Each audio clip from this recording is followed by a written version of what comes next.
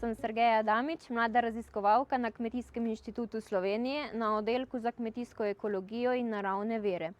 V doktorski dizertaciji preučujem populacijsko dinamiko plevelov v različnih sistemih obdelave tav. Pleveli v splošnem veljajo za nezaželene rastline, ker z gojenimi tekmujejo za prostor, vodo, hranila in svetlobo.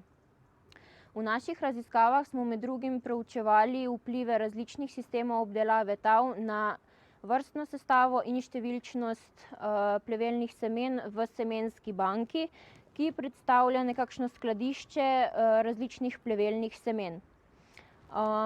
Velik del v dizertaciji predstavljajo dosevki, saj pridobivajo na pomembnosti zaradi številnih pozitivnih lastnosti, ki jih imajo tako na ekosistem in biodiverziteto.